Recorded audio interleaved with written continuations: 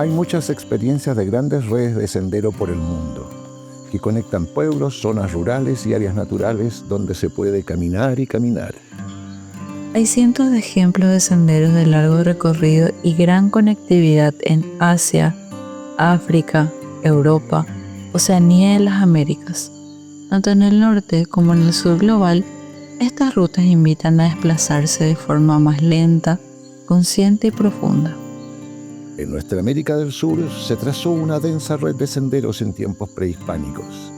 Estos permitieron caminar a lo largo y lo ancho del territorio de cada uno de los actuales países, uniendo a diferentes pueblos y culturas, modelando una identidad continental compartida. Un espíritu del lugar que aún se preserva y se siente al recorrer las nuevas rutas que las actuales comunidades abren al senderismo en América del Sur. Acompáñanos a descubrir paso a paso las huellas que nos unen. Voces que caminan. Hola a todos y todas, bienvenidos a un programa más de Voces que Caminan. Hola Sebas, ¿cómo estás el día de hoy? Muy bien, contento porque está llegando al fin la primavera, los primeros aires de primavera aquí en Santiago de Chile. Qué gusto, primavera siempre una temporada, una época que emociona mucho. Así es. Hoy vamos a estar hablando de un sendero más, de una historia más con personas increíbles.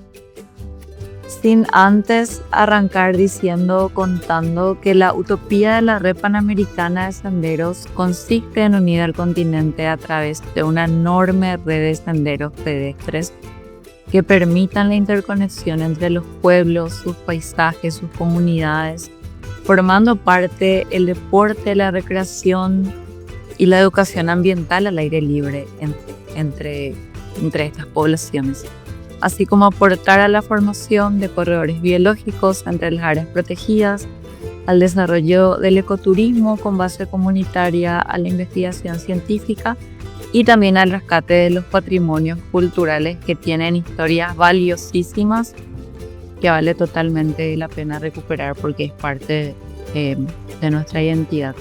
En esta red imaginaria que alguna vez existió a lo largo y a lo ancho del continente antes de la llegada de los vehículos motorizados y me imagino que en sus países también como el mío, toda la locura de las motos, el avance de la propiedad privada, se pretende reconstituir pedazo a pedazo, recuperando e interconectando estos senderos.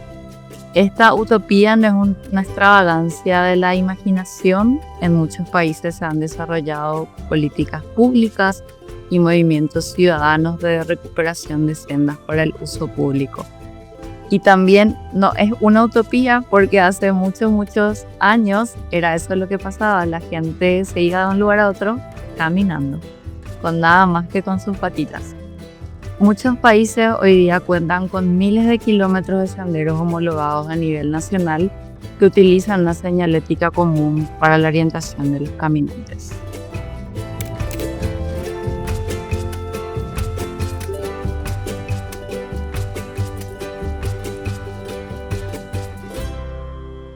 Te cuento, Araceli, que estando este último verano al sur de la provincia de Mendoza, en el departamento de Malargüe, nos enteramos por la prensa local que a fines del año 2024, el gobierno provincial de Mendoza anunció el desarrollo de un sendero de gran recorrido de centenares de kilómetros por la cordillera andina que uniría dos rutas internacionales que conectan Argentina y Chile.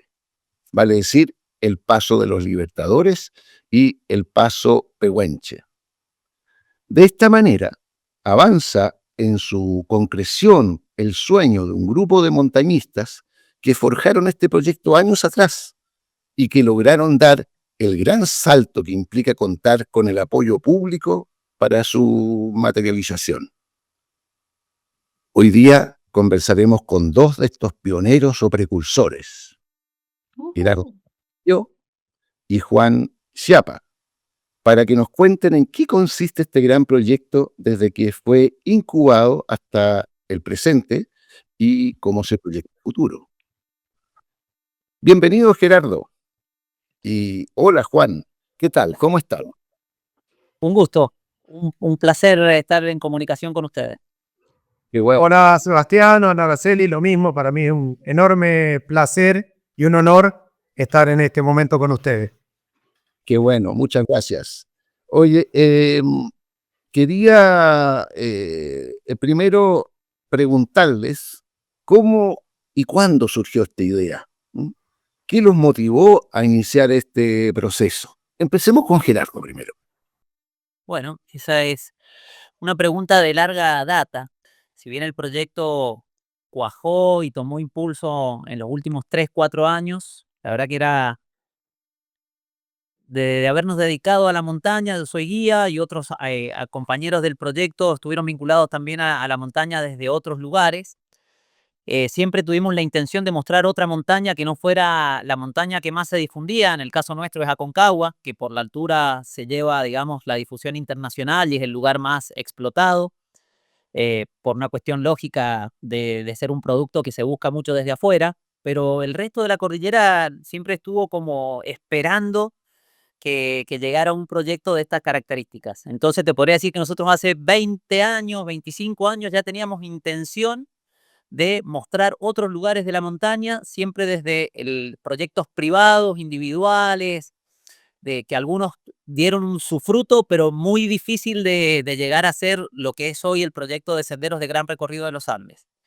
Y por suerte, en los últimos 3 años, el gobierno de la provincia llamó a un consejo económico para pensar la Mendoza de 30 años, y en ese consejo económico en el que estaban los referentes de las universidades, de todas las cámaras de comercio, las personas que toman las decisiones en la provincia, eran más de 80 personas. em, este proyecto se presentó como un posible desarrollo de la cordillera en todo su entorno, y quedó seleccionado entre 120 propuestas, que no me recuerdo exactamente, pero quedó seleccionado. Y eso fue como el gran impulso del proyecto. Después de eso quedó un poco adormilado y en los últimos 3 años, en la gestión actual, teniendo un conocido que trabaja en la parte de desarrollo de turismo y alguien que compartía nuestro concepto, lo propuso en la mesa chica y la mesa chica decidió ir para adelante, y para nosotros fue muy grata la sorpresa y la posibilidad de cumplir este sueño de este sendero. Primero el sendero de gran recorrido que nosotros propusimos, que es el que tú comentabas, conectar Punta de Vacas con el Paso Pehuenche, o sea, Cristo Redentor con Paso Pehuenche, los Andes centrales con los Andes patagónicos, el camino del Inca con el camino de los Pehuenches.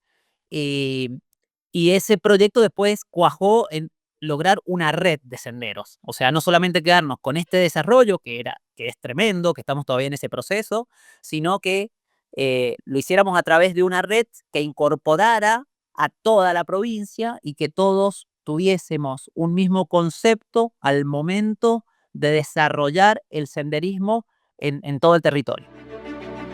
Esta presentación corresponde a las exploratorias del Sendero de los Confines, traza troncal del proyecto Senderos de Gran Recorrido de los Andes. Este proyecto ha sido presentado y seleccionado por el Consejo Económico, Ambiental y Social de Mendoza y promueve el desarrollo integral de la montaña mendocina a través de una red de senderos de uso público al estilo de los GR europeos. Yo les dije, antes de pasar a mi pregunta, ¿pero qué fue eso que te enamoró, te hizo clic en el corazón para decir, yo quiero avanzar con esta idea, yo quiero promover, yo quiero mover esta idea? Fue una verdadera bofetada en la vida, que fue un despertar. La verdad que nos reencontramos, grupos de amigos, de montañistas, después de haber estado vinculados a la actividad de turismo y de actividades en la montaña. Y por una propuesta de uno de nuestros amigos que dijo, vamos, volvamos a caminar la montaña, vamos a la montaña, llévenme. Y bueno, ¿a cuál? A esta que tenemos enfrente. Y entramos al valle que vemos de frente de nuestra casa. Vivimos en el centro oeste de la provincia de Mendoza, se llama Cordón Portillo, es cordillera frontal. Y la la bofetada fue romper esta creencia limitante y darme cuenta que después de 20 años de experiencia como guía de montaña, no conocía la montaña que tenía frente a mi casa, la que había visto durante 40 años, ¿no? Y darme cuenta de eso fue primero como un enojo, ¿no? Como diciendo, ¿cómo puede ser? ¿Qué me pasó? Que esto me está pasando ahora. ¿Qué hice todo este tiempo, no? Y después fue un clic como diciendo, wow, un despertar, ¿no? Porque esa montaña que nosotros suponíamos que no tenía historia o que estaba sin haber sido visitada antes, estaba llena de puentes colgantes, de proyectos de camino, de un refugio desarmado, de un refugio en perfecto estado del año 50. Y cuando ya vimos eso, fue como que no pudimos parar. Ese fue el motor, como diciendo, despertemos de este sueño en el que estamos viviendo, porque en realidad nos hemos acostumbrado a ver esta montaña como una cortina, como un biombo. Y no, esta montaña es un mundo adentro de cada valle, y eso nos llevó a otro valle, hicimos otra travesía, que bajamos por un portezuelo también al valle del río Turuyán, y ahí se nos prendió la llama de este viejo anhelo que habíamos tenido hace 25 años, que era de repetir, que habíamos leído en una bitácora del ejército, que comunicaban Puente del Incas en la ruta 7 con la Laguna del Diamante a Lomo de Mula.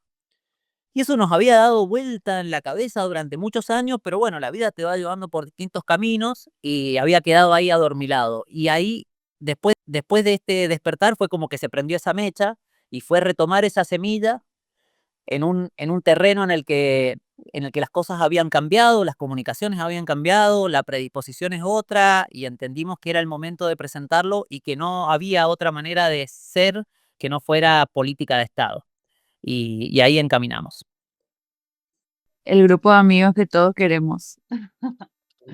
A mí me gustaría agregar algo a lo que decía Gerardo, que también pasó mucho en este redescubrir de la montaña, es que volvimos a la montaña simple, a una travesía, a cargar una mochila y salir a caminar.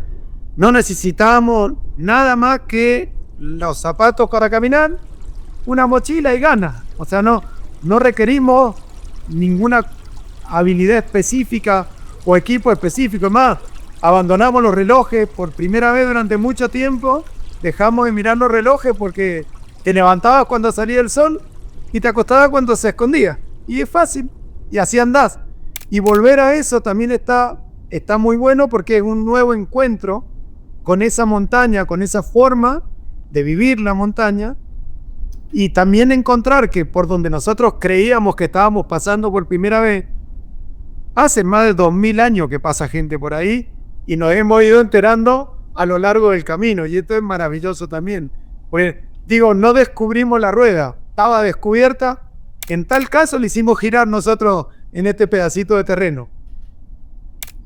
Y quién sabe todas las cosas que vio esa montaña en esos últimos 2000 años. Increíble pensar. Nosotros creo que somos un pedacito pasando por ese instante, pero hay algo mucho más grande detrás de eso. Como para resumir así, romper dos creencias limitantes. Una fue darme cuenta que no conocía el fondo de mi casa. La segunda fue pensar que esos lugares no tenían historia, que no habían tenido vida, o sea, como que habían quedado sin haber sido usados. La tercera gran evidencia fue poder reflotar un proyecto con una semilla que tenía 25 años y que hoy daba fruto, que era como, wow, las cosas no mueren, ¿no? Sino que se necesitan a veces un tiempo de maduración para que sean, entender eso, sobre todo en los cambios sociales. Y después el gran regalo, la gran revelación fue esta, ¿no? La de esta parte, el sendero nos cuenta la historia de cómo llegaron aquí los primeros pobladores y nos cuenta nuestra propia historia que no nos contaron. O sea, básicamente este sendero nos reconoce como hijo de esta tierra, aunque nosotros tengamos apellidos europeos, ¿no? Y para mí ese fue como el regalo más grande, como es un agradecimiento así ancestral y universal por decir, siento que este espacio me abraza y me reconoce y me está dando una oportunidad de contarme una historia que no nos contaron. Sin duda, muy, muy emotivo escuchar eso. Creo que a todos nos pasa en algún momento esa sensación de pertenencia cuando estamos caminando.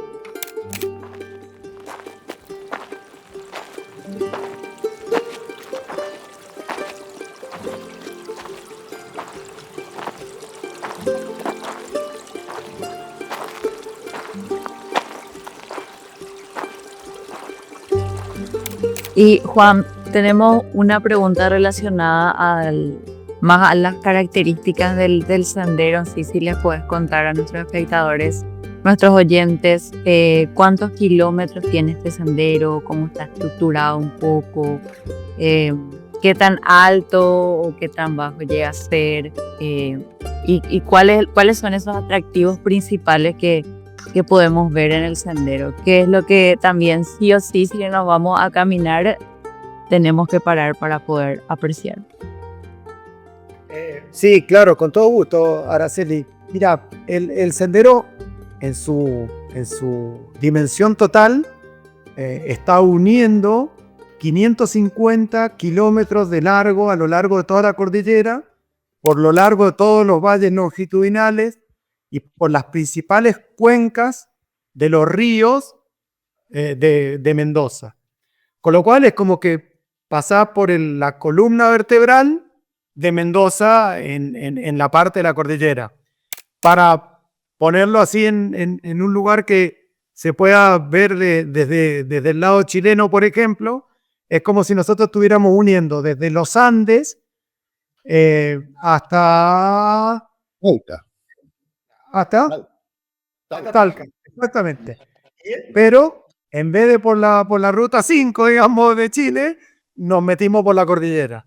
Básicamente la dimensión de este sendero. Luego, Sendero. sí, Sí, del sendero troncal, del largo. De todas maneras, adentro de ese sendero hay lugares que se hacen por razones operativas, se decidieron de hacer como enlaces y tenés unos 100 kilómetros que se pueden transitar en algunos casos con vehículos. Con lo cual, si es para ser muy estricto en la calificación, son 450 kilómetros para recorrer a pie. Al ser tantos kilómetros, y increíblemente estamos justo en la latitud que eso pasa, digamos, los dos primeros, digamos así, tramos, los tres primeros tramos del sendero son de la montaña bien conocida como la de los Andes centrales. Es decir, una montaña dura, una montaña llena de nieve, una montaña con hielo, una montaña con mucha roca, con altura. Las primeras partes tenés un paso de 5.200 metros, el nivel promedio te da de 3.500, la media de tránsito. Y después, increíblemente, en muy poquitos kilómetros, en diferencia de un día al otro, esos Andes centrales llenos de nieve y de roca y de montañas que dan para escalar, digamos así, te empezás a encontrar con los Andes patagónicos, donde bajan mucho las alturas, donde ya hay más presencia de arenas volcánicas, donde empieza a haber más vida también, porque al tener menos altura aparecen valles más anchos, más vegetados, y la transformación increíble de esa montaña, así como muy alta, muy centinela de piedra, pasa a ser una montaña mucho más amable a la hora de transitar. Y eso te pasa en el cuarto y quinto tramo, que es la parte ya más sureña de Mendoza, y que es la parte que, digamos, donde hay mucha más vida que en la primera parte, por una cuestión cultural. Bueno, vos has estado en Malargüe y has visto lo que son las veranadas, que pasa lo mismo del lado chileno, que la gente sube por los valles con animales para pasar el verano y luego lo sacan. Eso hace que se transite mucho, y ese encanto también lo podés ver a la hora de estar transitando el sendero. Y en la parte del sur, ya la media de tránsito es 2.900 metros, o sea, baja muchísimo digamos, la altura y aumenta la vegetación y la vida en sí mismo de esos valles, ¿no? Con lo cual, si vos me decís qué es lo que tenés que ver, o sea, en qué tenés que detenerte para ver, mira, a nosotros nos llevó 27 días hacerlo completo y no hay un día que no podamos elegirlo. O sea, yo no te puedo decir, mira, el día 8 yo lo hubiera pasado en alto.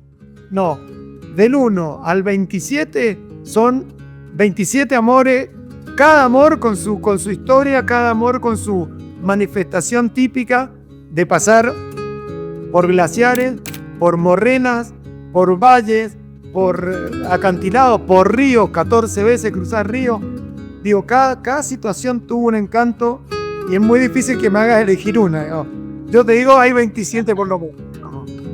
Oye, observando los mapas, se observa que gran parte del trazado conecta parques y reservas, áreas protegidas, naturales, provinciales, ¿no? Y quería preguntarles qué opinan los administradores de estas áreas de este proyecto, ¿no? ¿Los están apoyando o no? Sí, a ver, te contesto. Sí, la verdad, a ver, no únicamente atravesás áreas naturales que son digamos, de administración o propiedad provincial, sino que terrenos del ejército argentino, que como es la Argentina por la forma de gobierno, que es un país federal, tiene dos administraciones, las provinciales y las federales.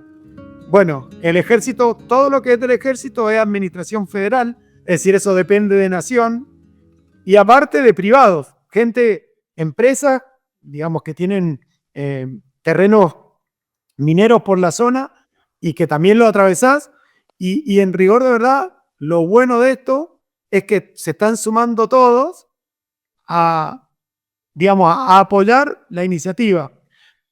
Digo, porque en definitiva, si no están todos los actores en esta mesa, está destinado al fracaso. O sea, tiene que haber tantas voces como actores tiene esta obra, y eso implica gente del ejército que está trabajando con nosotros, y la verdad, en las campañas de demarcación de este año, el mismo ejército colaboró con la parte logística, que no hay mejor cosa que tener al ejército del lado tuyo para la logística, porque tienen la mejor logística posible, y por otro lado, las administraciones provinciales respecto de las áreas naturales están buscando, ¿cómo te puedo decir?, allanar desde los caminos, desde los distintos procedimientos burocráticos que todos los tienen y hay que seguirlos, y hay como entusiasmo, sobre todo. No sé si hemos sido nosotros los contagiadores o ellos ya estaban enfermos, pero hay mucho entusiasmo por esto, digamos, gente que quiere hacerlo.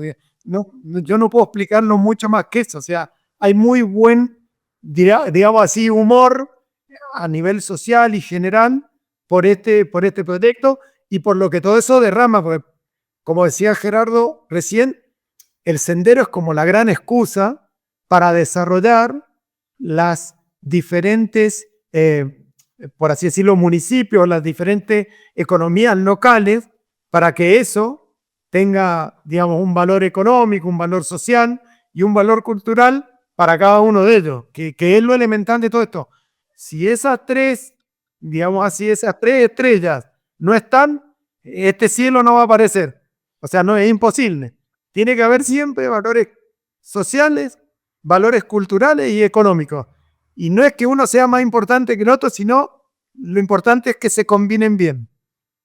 Perdón, que me estoy riendo porque Juan lo expresa y pareciera que fue una cosa que se dio muy natural, y la verdad que no fue así, porque nosotros como montañistas diseñamos las campañas de logística con la parte del gobierno provincial que nos impulsa el proyecto, que es MTUR, que es la parte de turismo, porque ellos ven en esto un desarrollo también de ampliar la matriz productiva a través del turismo, y diseñamos la primera campaña desde la lógica de montañistas. Entramos por acá, salimos por acá, estas mulas traen el equipo para logística para el primer grupo, el segundo grupo entra por un segundo paso y fuimos uniendo todos los pasos. Y cuando teníamos esto ya diagramado, como que dijimos que crack que somos, fuimos al ejército, ¿no? Y dijimos, vamos a hacer esto. Ajá, y nos sentó y el jefe del ejército nos miró con una cara y nos dijo, ¿y a quién le han pedido permiso? Si estos son campos de nuestra administración, ¿no? Y por poco casi que se corta el aire con una cuchilla y como dijimos, acá cagamos, listo, acá murió el proyecto. Iniciamos. Y lo mismo nos pasó con el departamento de cultura, con el cual cuando se enteraron dijeron, nosotros que somos los que estudiamos los sitios arqueológicos, este es nuestro sitio, y también vieron como una amenaza en principio con el sendero, ¿no? Y estas fueron cosas que después se fueron funcionando porque el jefe del ejército primero nos hizo hacer salto rana un rato y después dijo, pero yo soy montañista, entiendo el proyecto y los voy a apoyar, ¿no? Y quiero que lo hagamos juntos, pero conmigo adentro, ¿no? Y eso fue increíble. Y ese personaje Y con- está todavía. Ese personaje Sí. está todavía. Sí, ¿no? Y con los arqueólogos nos pasó lo mismo, ¿no? Porque nosotros dijimos, no, cultura era como, todo esto eran como, nosotros los interpretábamos como palos en la rueda, ¿no? Como diciendo, nosotros que estamos intentando hacer esto y de repente cultura dice no. Entonces propusieron llevar arqueólogos en esta primera campaña de marcación y por primera vez en la historia pudieron traspasar, o sea, recorrer toda la provincia de norte a sur, un grupo de arqueología y ver todo el ambiente por donde se habían diseñado, por donde habían pasado las antiguas sendas por las que se había poblado esta parte de América, encontraron sitios arqueológicos nuevos y ahora los arqueólogos están enamorados del proyecto, proponen senderos arqueológicos, proponen porque se empezó a entender que el proyecto es totalmente, ¿cómo decirlo? Que incluye absolutamente a todos los actores. O sea, no hay forma de desarrollarlo si no estamos incluidos todos los actores en el territorio. Entonces eso aún lo magnificó y el hecho de haber tomado la experiencia con estos grupos, de haber recorrido el terreno con los guardaparques, que muchas veces para un montañista puede ser también un opositor a ciertas cosas porque su trabajo es preservar y uno quiere hacer actividad, y con los arqueólogos y con el ejército y con la gendarmería, unificar ese criterio y llevarlo para adelante, para mí es una de las movilizaciones sociales de la montaña de Mendoza más importantes de la historia. Así. Mira, un dato de color que lo acaba de decir Gerardo y me acordé recién. Cuando terminaron la campaña, ahí los arqueólogos tienen un simulador que vos le pasás distintas coordenadas, que el simulador te da el camino más económico o el camino económico. Vos le pasás coordenadas y le decís, yo quiero unir este punto y este punto, le definís el área y el programa lo que hace es simularte una senda por donde deberías pasar. La de menor dificultad. Claro, Esa, y te busca la mejor pasada según los distintos mapas que tiene en la base de datos. Cuando le metieron las coordenadas nuestras, hizo casi exactamente la misma travesía que nosotros. La misma. Y tengo que decir, bueno, estaba dicho entonces, o sea, hasta la tecnología apunta para este lado. Digamos. Mientras Gerardo está contando todos los actores involucrados, o sea, se nota que la gente de verdad está se enganchó con todo este proyecto que creo que confirma un poco lo que decía Juan de los 27 amores. Bueno, buen día, estamos en la Laguna del Diamante, Reserva Natural de San Carlos, Departamento de San Carlos, Provincia de Mendoza, acompañando a este equipo que está haciendo lo que son los senderos de gran recorrido, todo lo que es el lugar donde pasa por San Carlos y sigue hacia adelante. Hemos participado de su organización, los hemos despedido, les hemos deseado buena suerte y nos encontraremos con ellos en el Sosneado. Bueno, acá Romina Busquera, parte del equipo de desarrollo del MTUR, abordando la logística en todos los tramos. Es un equipo grande, una movida muy grande, nos acompañan arqueólogos, militares, gendarmes, guías de montaña, gente de ANP, de las áreas naturales protegidas. Para mí es un sueño, hace muchos años que arrancamos con esto y volver a retomarlo y que Rimetur haga posible el liderazgo de esto en compañía de todas las demás instituciones es un honor. ¿Cuántas veces recorrieron? ¿Cuántas veces cada uno de ustedes recorrió el sendero completo? Completo una sola vez. En total fueron 3 expediciones en total. La primera, entramos por Punta de Vaca y salimos por un lugar que se llama Las Aucas, que está en San Rafael, no en Malargüe. Esas fueron 320 kilómetros. Después entramos una segunda, entramos por la Laguna del Diamante, que es el Paso Maipo, que va al Cajón del Maipo, y salimos ahí sí por las Aucas, por el Paso Pehuenche, porque ahí nos daba para conectar los valles del sur, y después entendimos que había que hacerla entera. Entonces la tercera vez conectamos desde Punta de Vacas hasta el Paso Pehuenche. O sea, es una sola vez entera, pero hay 2 exploratorias previas. Claro, yo interpreto que hemos recorrido 3 veces. Sí. 3 veces hemos hecho el camino. Una sola vez de corrido, sin haber salido, y otras veces en 2 tramos. ¿Alguna anécdota que nos puedan contar de todos estos recorridos que hicieron? Mira, a mí se me ocurre una ya, que nos pone también, nos pone en situación. Ahora, hace poquito, cuando estábamos haciendo la campaña de demarcación en enero, curiosamente el año pasado nevó bastante y se acumuló bastante nieve en la cordillera, sobre todo en la nuestra, en la del lado de Mendoza, que precipita menos que la del lado chileno. Y en enero fue muy de repente que empezó a hacer mucho calor, con lo cual toda la nieve que estaba ahí empezó a derretirse en volúmenes importantes. Consecuencia básica, los ríos se pusieron un poco bravos. Y nosotros veníamos hechos unos campeones, entendíamos que no. Llevábamos la cordillera por delante, con el ejército, con las mulas, veníamos todos campeones. Y un buen día fuimos a cruzar un río y ni las mulas cruzaban. Y intentamos 2 veces cruzar y les pasaba por arriba de la cabeza a las mulas el agua y nos tuvimos que volver.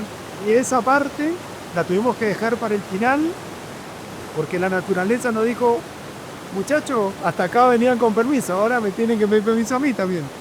Y nos volvimos, así que tuvimos que reacomodar las campañas, demarcar otros sectores y hacer este otro al final.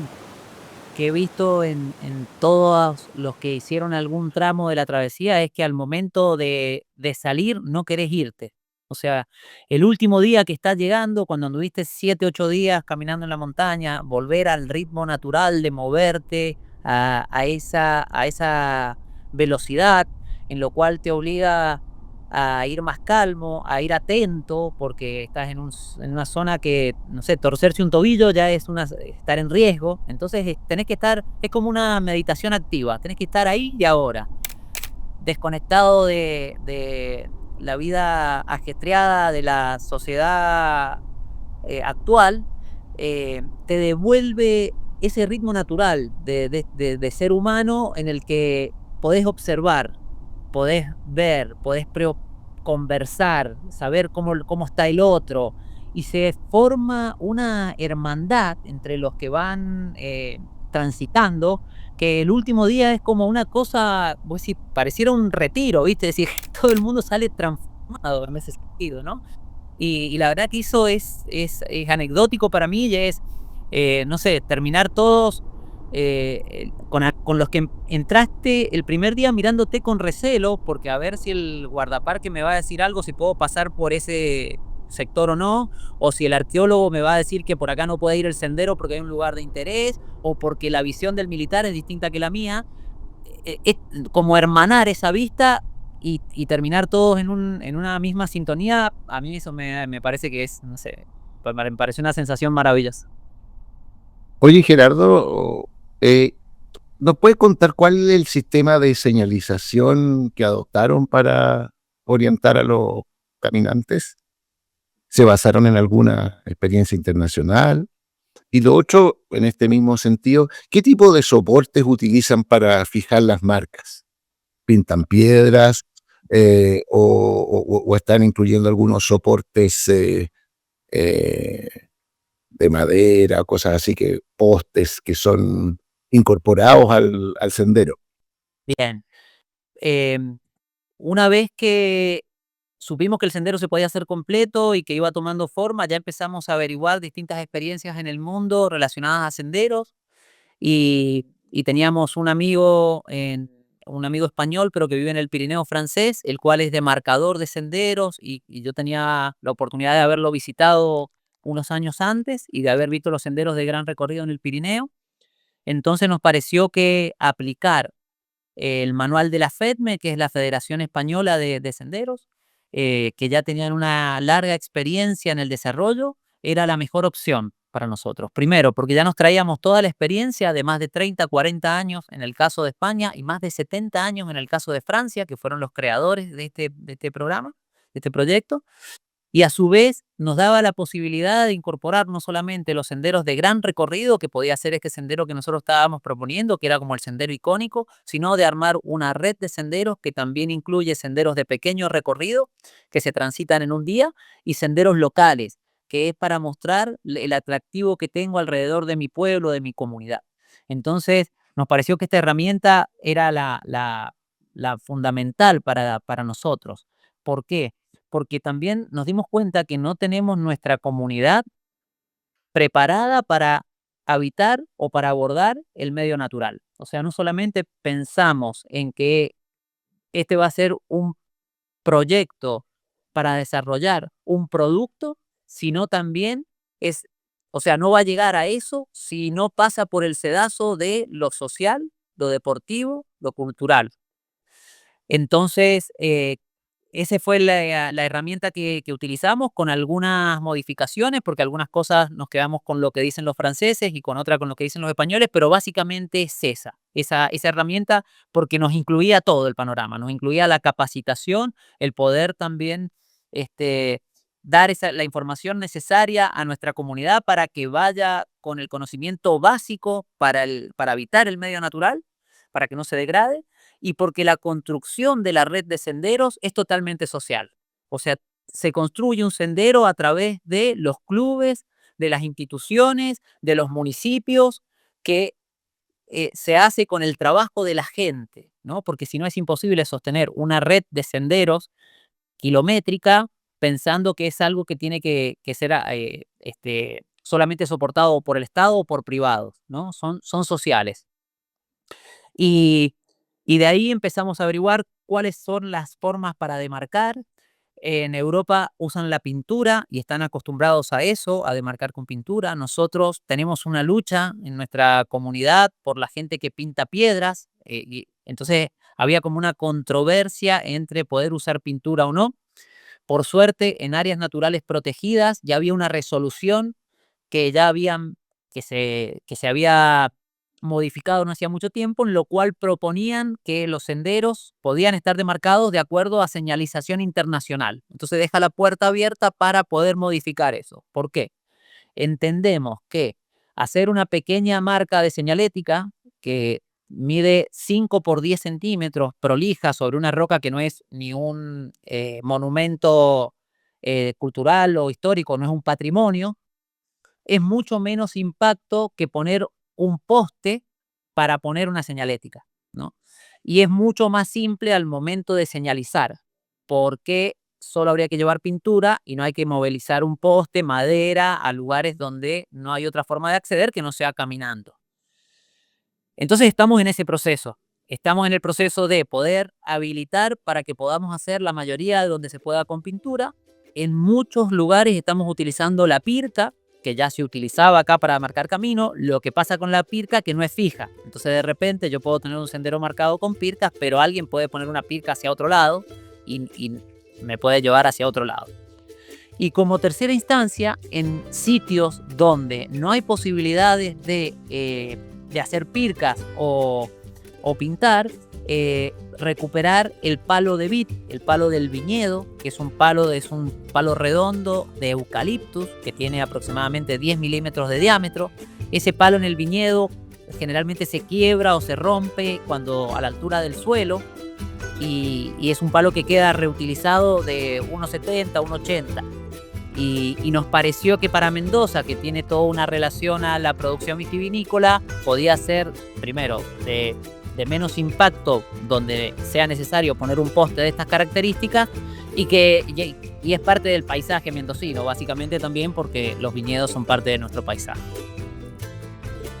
Juan, ¿y nos podrías comentar un poco cómo es la gobernanza hoy día del proyecto, de todo este sendero?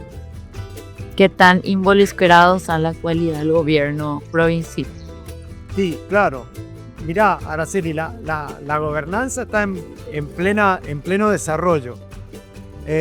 Quien toma, por así decirlo, el liderazgo inicial es este EMETUR, que es el ente de Mendoza de Turismo, eso quiere decir EMETUR, que es como una división administrativa del gobierno provincial que se dedica a la administración y desarrollo del turismo en Mendoza.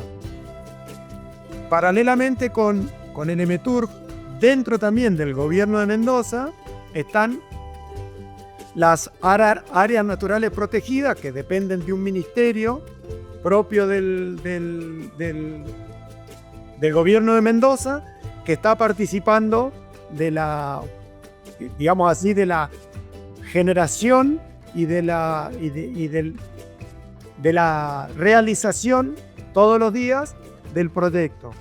Está incluido también, y como elemento muy importante, en Mendoza nosotros tenemos una patrulla de rescate que es policial, es como si en Chile fueran los carabineros, digamos, una policía de ese estilo.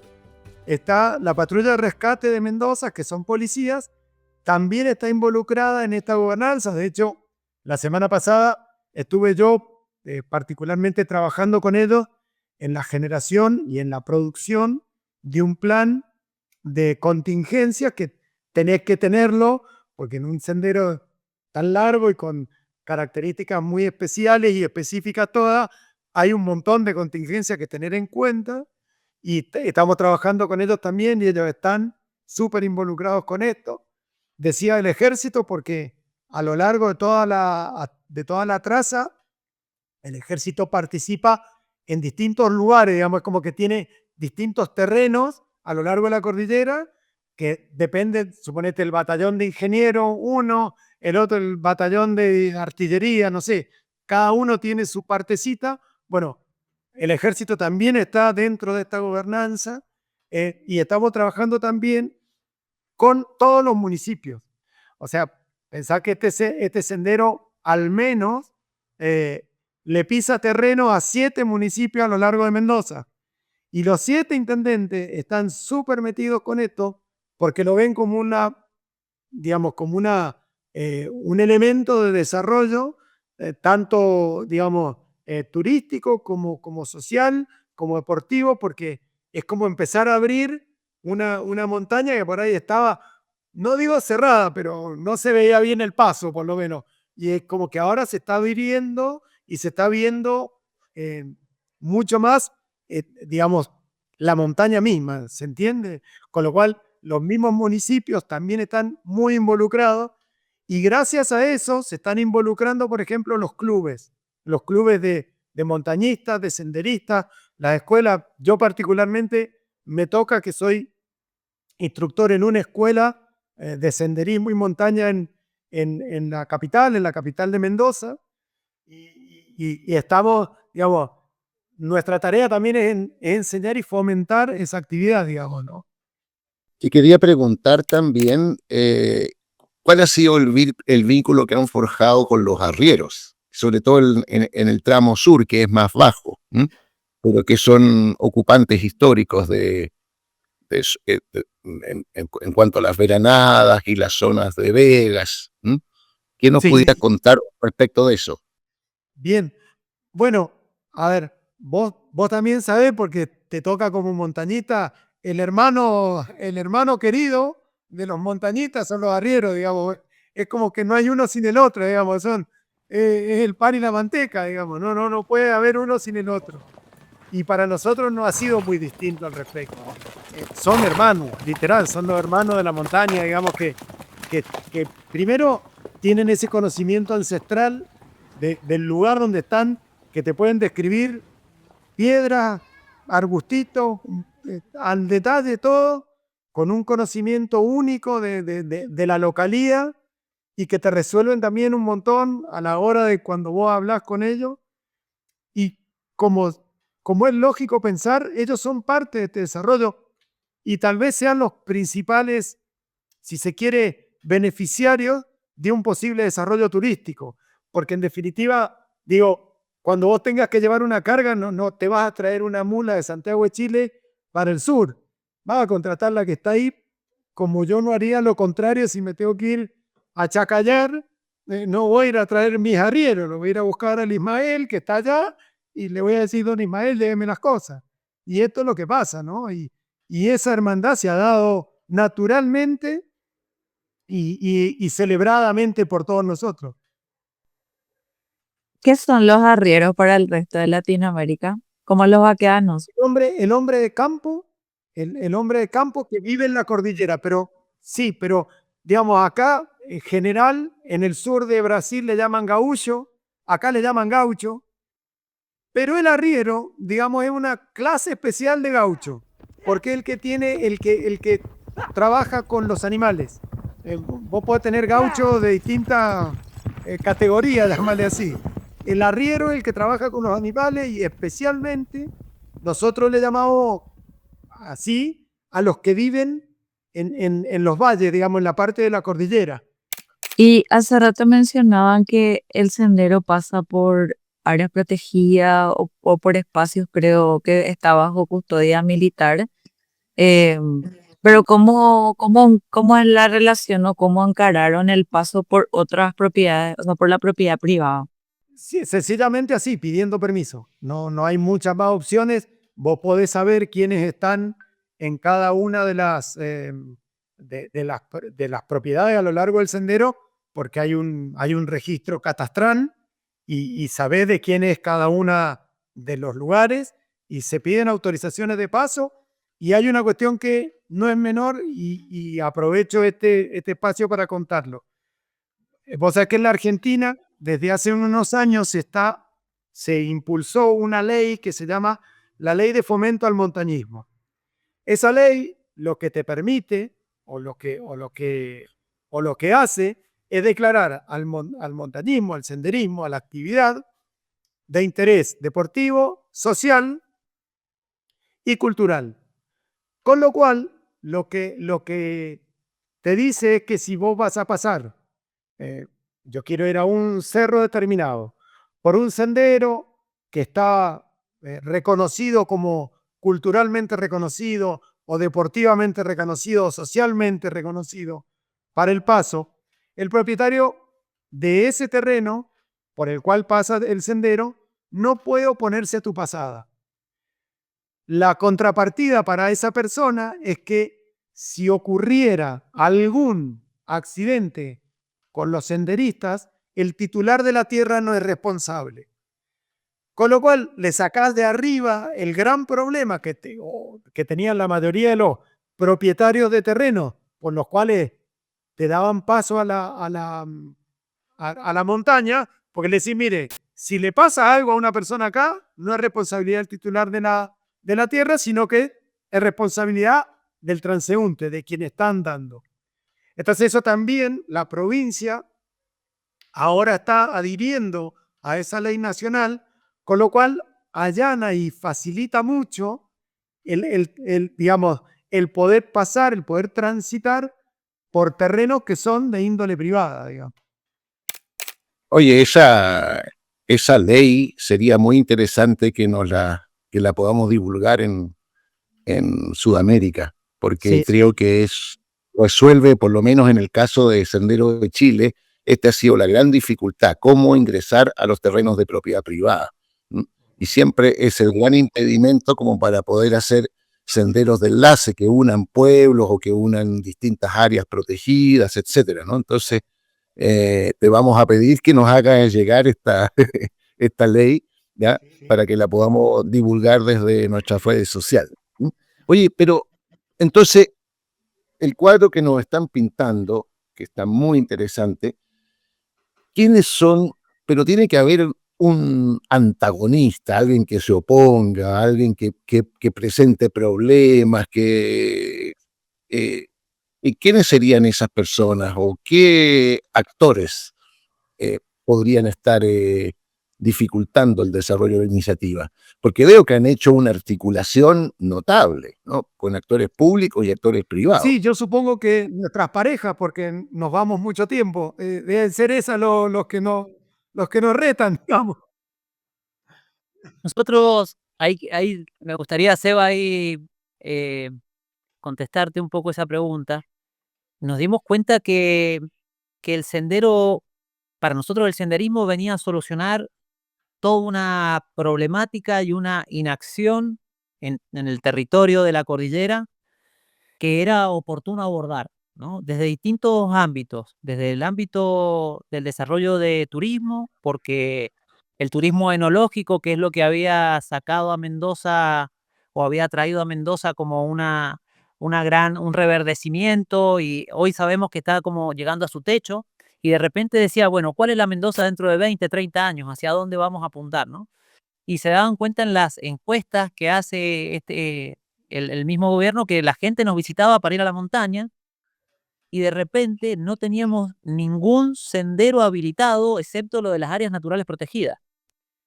Pero cuando uno entra a todas las aplicaciones de actividad deportiva como Strava, Explore, bueno, todas las que se usan, que son un montón, hay 200 senderos en cada territorio. Entonces también es la forma de decir, aquellos que tienen la propiedad privada, decir que igual la gente está entrando a tu terreno sin saber por dónde, sin saber qué está haciendo, y que este proyecto trae la posibilidad de conducir a las personas hacia los lugares donde queremos, que sea para, inclusive para el privado y para el mismo Estado en las áreas naturales protegidas, un sitio de desarrollo, que ese desarrollo sea aplicado a través de las comunidades locales, los arrieros, el finquero, el que vive ahí, o sea, que le traiga un recurso. Y, y cuando lo empezamos a exponer de esta manera, nos dimos cuenta que aquellos que se podían oponer podían sumarse, ¿no? Entonces, si el ejército se enojaba porque no habíamos pedido permiso, dijimos, disculpe, no sabíamos, pero súmense, son parte. Los arqueólogos igual. Los privados es el sitio donde más ruido hace, y eso que nosotros hablamos de la ley es algo que todavía estamos impulsando, porque que yo en mi caso no hubiese conocido la montaña que tenía frente a mi casa es porque es una zona privada, ¿no? Entonces, blanquear esta situación en la cual la gente entra por todos lados, vos no sabés que está entrando, y si sabés dónde la estás conduciendo, sabés que está preparada, sabés que ante cualquier emergencia o situación podés acudir, y, y de esa forma hemos ido siempre, nosotros decimos, el sendero suma, suma y suma. Y te diría que hasta el momento no tenemos ningún ninguna institución ni ninguna persona que diga estoy en contra absoluto de esto, o realmente creo que este proyecto no va para adelante, o todo lo contrario, ¿no? Cuando se expresa de la forma que nosotros creemos que es la correcta, y que planteamos que no dejamos afuera a nadie, porque si vos tenés un interés en un sitio y sos dueño de la tierra, te sumamos para que ese interés se revalorice, ¿no? Y para que tengas una solución. Y la ley es una gran herramienta, eso sin lugar a dudas, porque inclusive ya hay un precedente en San Luis de un sendero que estaba habilitado. El sendero, para ser parte del sendero, no es que uno con la ley habilita toda la cordillera.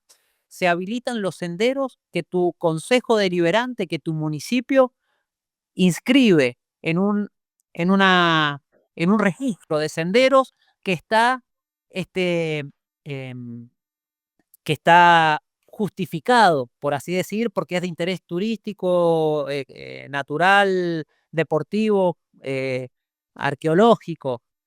Entonces, el caso fue que una persona cerró un sendero habilitado, y luego el juez lo obligó a abrirlo, ¿no? Y hay otra cosa que es muy importante de esta legislación, y es que la legislación establece que el sendero tiene que ser libre, de libre acceso, para aquellas personas que lo hacen de forma social, deportiva y recreativa. Si va a una empresa, tiene que acordar con el propietario lo que tenga que acordar y esté regido por la ley vigente de turismo de su zona, ¿no? Entonces, no es que uno se le mete al propietario y hago lo que quiero. No, no, está regido dentro y lo suma a un proyecto. Entonces, yo creo que esa plasticidad que tiene el proyecto hace que todos los involucrados se sientan parte y que no haya alguien que diga, che, no, a mí no me conviene o me está dejando fuera.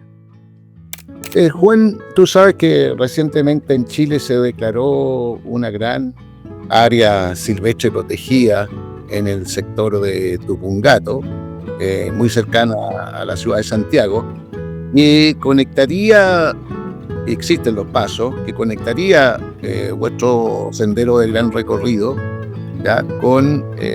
Y pensando ya en una proyección de integración senderista en binacional,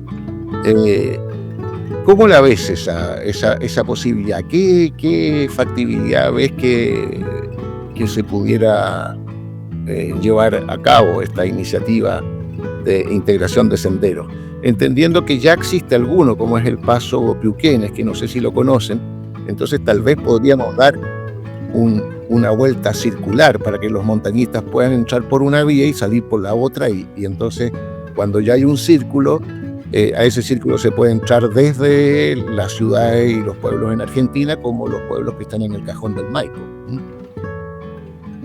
Mirá, te voy a responder con un cuento que nos pasó con Gerardo ahora. Estuvimos justo en febrero de este año, estuvimos en el Valle del Colorado por Chacallar, en el Tupungato, estuvimos en una expedición ahí.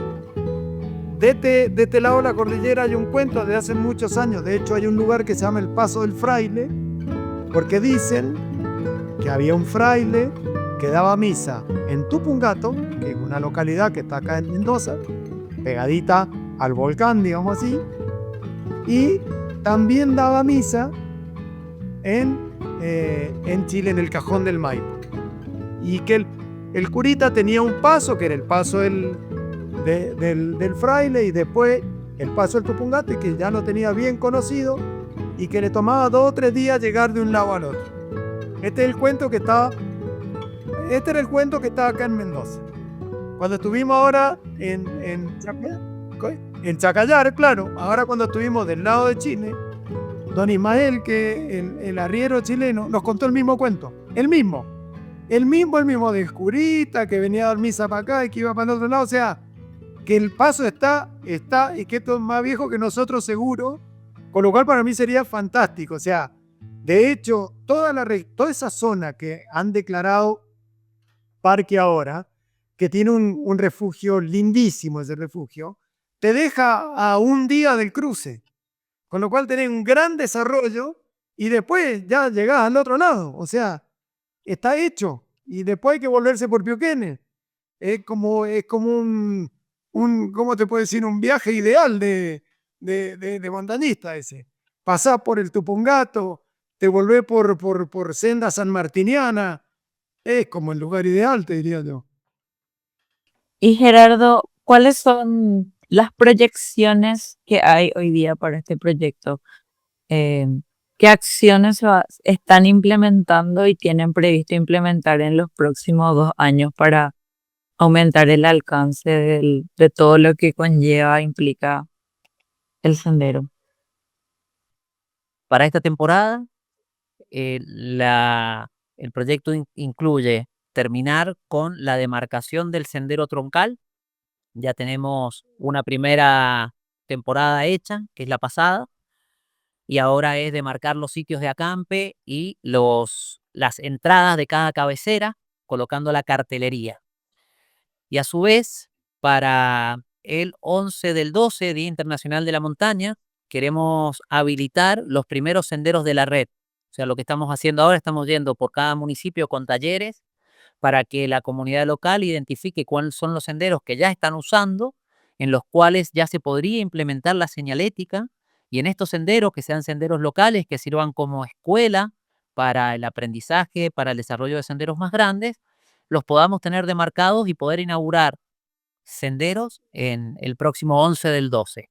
Y ese mismo día hacemos la presentación de nuestro documental Sendero de los Confines, que es la película que contamos del sendero cuando lo hicimos completo, que empezamos caminando en una punta y salimos a los 27, 28 días del otro lado, ¿no?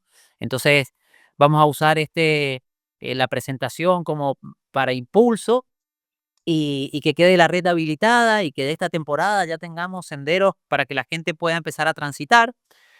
A nosotros con el sendero troncal nos quedan al menos una ida más para los campamentos y los portales, y después tener 2 expediciones de prueba con gente, ¿no? Estamos ya haciendo esas expediciones o sea, poniendo las fechas para esas expediciones para que ya tengamos gente transitando en el sendero de prueba, para que el año que viene, próxima temporada, ya quede totalmente habilitado al público. Y por otro lado, el año pasado nosotros, cuando trajimos la idea de Sendero de Gran Recorrido, hicimos una capacitación a nivel provincial para que pudiésemos llevar la información al territorio, y de ahí quedó una semilla para que este año lancemos el primer curso de señalizador de senderos a nivel nacional. Entonces, este curso tiene una modalidad online, no recuerdo las horas exactamente, pero bueno, arranca a fines de septiembre hasta principios de diciembre, la modalidad online, y después la parte presencial se hacen 2 fechas en la provincia de San Luis y una fecha en Mendoza.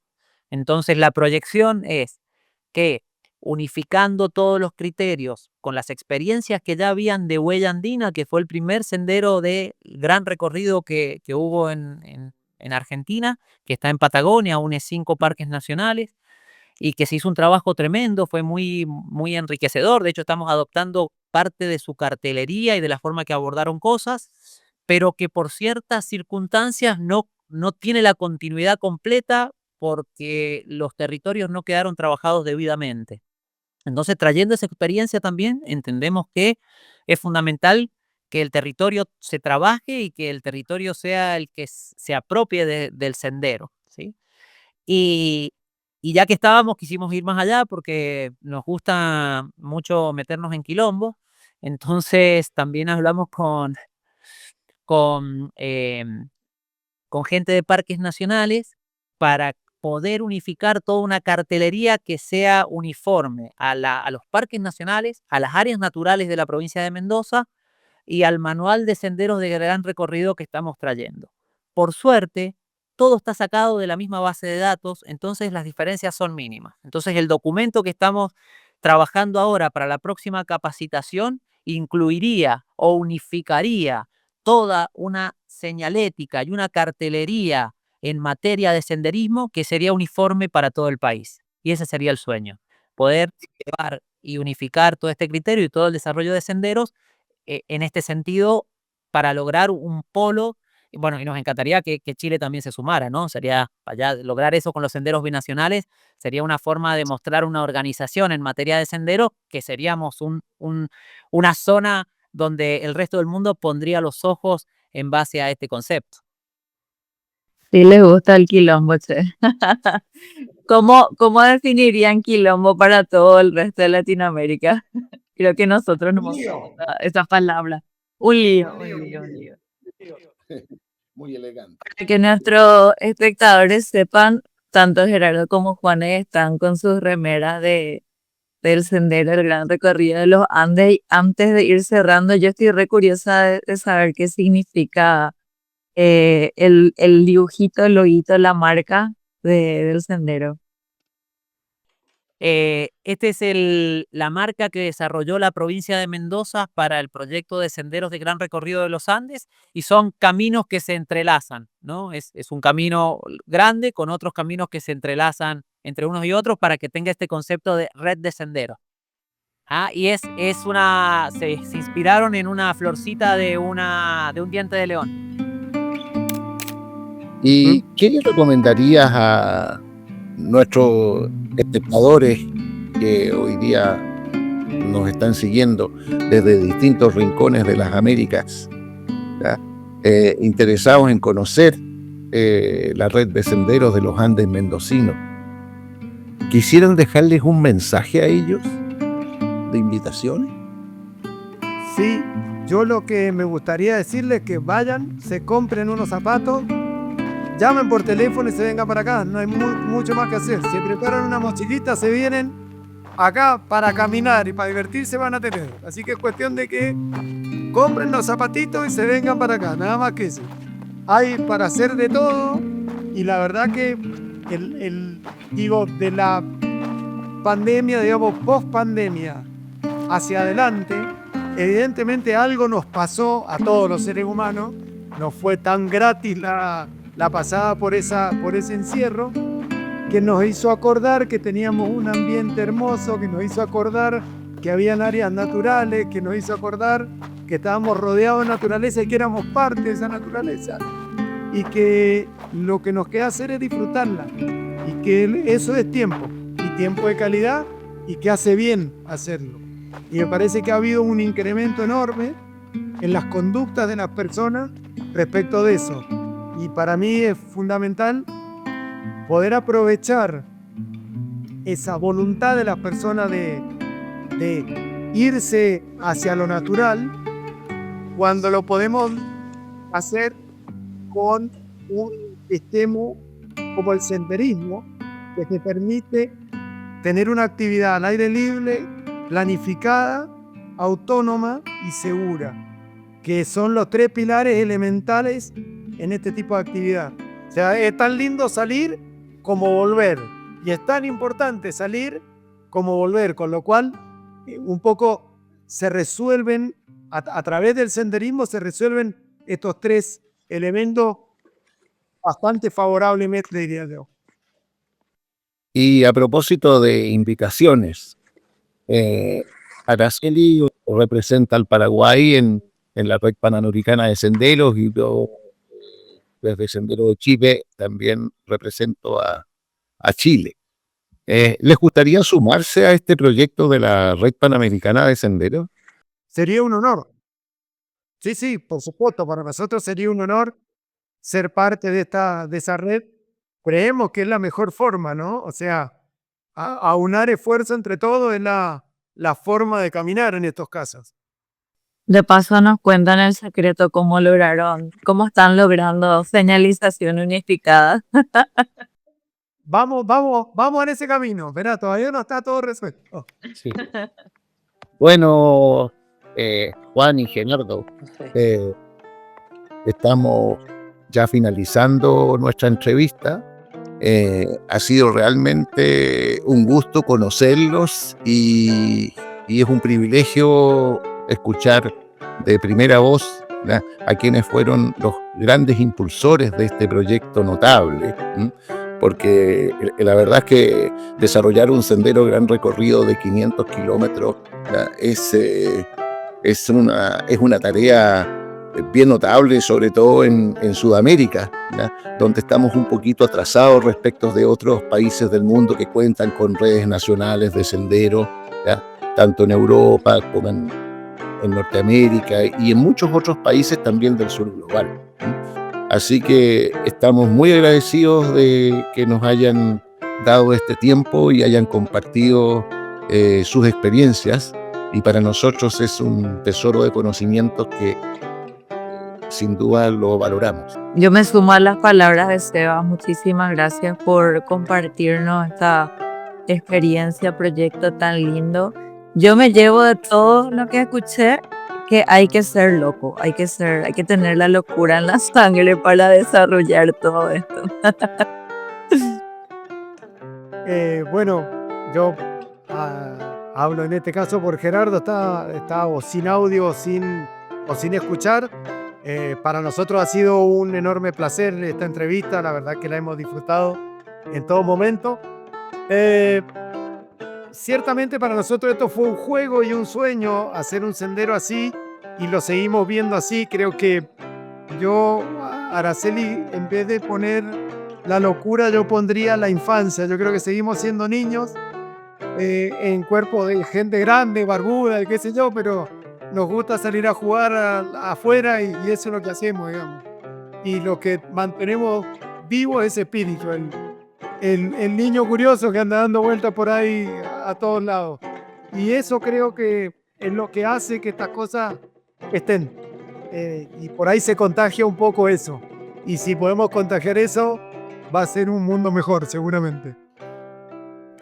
Podría decir que nada, que son bienvenidos para recorrer nuestra cordillera y nuestro proyecto de senderos cuando quieran, pero mucho más que eso, que salgan a caminar cerca de su casa, que seguro que hay lugares que no conocen, que son maravillosos, que están mucho más cerca de lo que pensamos y que el verdadero sentido del senderismo es ese, salir a redescubrir esos espacios que por alguna razón hemos dejado de mirar.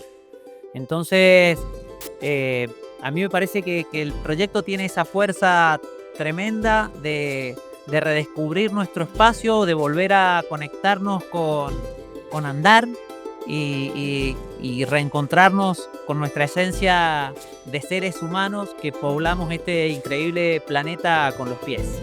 Y eso nos devuelve a esa esencia. Y yo creo que esa es lo más revelador que uno vive en un sendero, ¿no? Volver a ese sentido de naturaleza y reconocerse tan parte del mundo y de nuestra especie, ¿no? Como seres humanos. Este fue un capítulo de Voces que Caminan, un primer espacio de investigación y diálogo, de conexión y hermandad, sobre redes de senderos y voluntarios por las Américas. Danos tu like, comparte y síguenos en Spotify, YouTube e Instagram. Agradecemos a nuestros seguidores y a quienes nos conocen por primera vez.